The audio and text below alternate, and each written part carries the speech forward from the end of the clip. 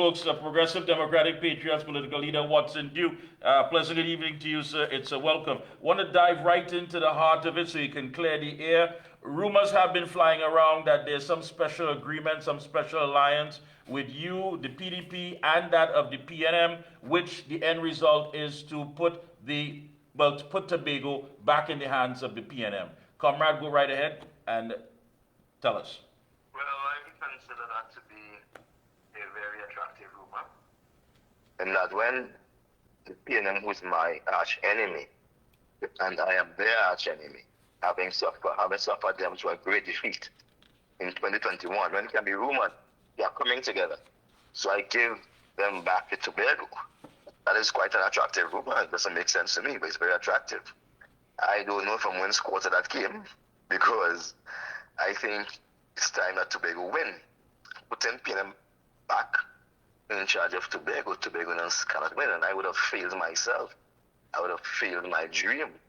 So that doesn't amount to anything at all whatsoever. It's a nice rumor for itching ears, but it just does not make sense. It's counter to who I am as an individual and who the PDP are as a political organization. We are for Tobago, and we continue to lift the issues of Tobago to the highest pinnacle. Well, with that said, let me ask you now, in your opinion, what's the reason you believe is for the increased crime levels in Tobago over the past year? It has to do with the state of mind of people. People are not in a state of mind where they are comfortable, where they are reasonable, where they are thinking long and hard about issues that would irritate them. People are on a short fuse walking around, and we have a large amount of illegal firearm on the streets because of the trade, the drugs trade, and people are facing hardship, so guns become easy accessible. And so when a man have a gun, he's not going to pelt a bottle, he's not going to go home for a cutlass, he's not going to pull a knife, he's going to pull a gun. And so in order to deal with crime, we have to see crime as a social issue. We have to go back to the family, rebuild the family structure, allow parents to be parents and children to be children, bring back some level of morality in our society where right is right and wrong is wrong. We mustn't have things like good and better. We want, if it's right, it's right. If it's wrong, and that must be based on a universal standard that is wired to our moral code. Right now, people are confused about right and wrong, and people are using the gun to establish that they're right. So I'm right, I'm going to shoot you because I'm right. I'm going to stab you because I'm right. And that doesn't mean you're right. Right doesn't require might. Yeah, but we've had people on the Observer here who are main stakeholders in tourism, and definitely it doesn't give a good reflection of Tobago. I mean, Tobago has won many top awards internationally, and when you talk about a tourism destination, one expects, of course, that when you visit, there's a sense of security. Do you believe that the authority understands how important it is to make sure and arrest this situation? I think it do. But again, the tourism economy of Tobago was never built on safety and security. It was built based on sand beach. I guess as long as there's sand beach, some tourists will come. I'm not sure how much will come away, stay away because of the crime. There are some people who want to go to a place where they're safe, and that's the tourists who want to bask in luxury. Let's face it, Tobago has no luxury hotel. And so therefore, the tourists who come here are really backpackers. You are very rare to find the millionaire tourists that they come in here, the multi-millionaire tourists very rare to come for a very short time. And so these are the persons who want safety and security because they feel to themselves that if their lives become threatened, so is their business, so is their family, and everything they've worked for. So they want a safe place to come in. Tobago does not attract those type of tourists who are seeking luxury and pleasure. People are seeking their backpackers, they want to go to the beach, they want to smoke a weed, they want to eat a fish. Let's face it, that's why our tourism industry has not been generating the type of cash that we should have. There was a plan. afoot during my tenure, whereby Tobago must make itself attractive other than sand and beach. You can find sand and beach anywhere in the Caribbean. What you need to find is something for a tourist to do when the lights goes out. After 6 p.m., what are the tourists? What can they do? See a belly dance? Often they're going to see drum and dance. What is there for them? Sorry. No? So I think we have to revisit what we use to attract tourists and the type of tourists we attract.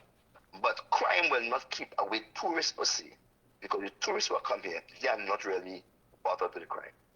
That's my perspective. And what's your take on people who are now saying, listen, time has basically come to a point where all that was said on the campaign trail, especially allegations of zip lining and so forth, and nothing has shown.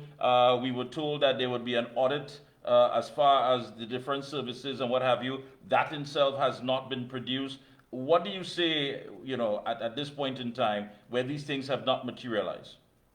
Well, let me put it to you squarely. There is a thinking among politicians that when a new politician gets into office, the first thing is to corrupt him.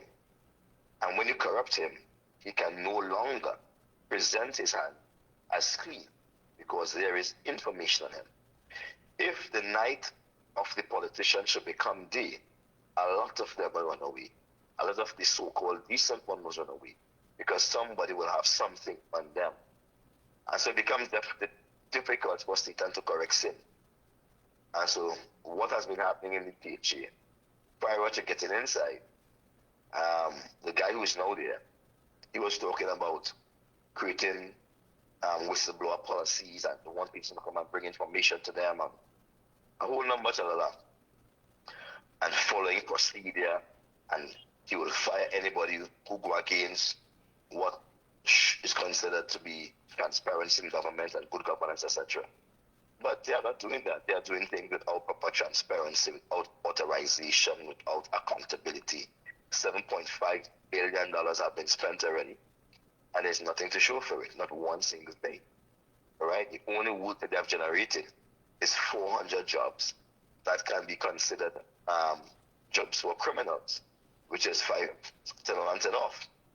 That's the kind of job they give the criminal element. When you want a society to prosper and develop, you give them meaningful work that helps to build the society, not to make work to keep them occupied. I'm tired of that kind of make work that they're creating for Tobagonians.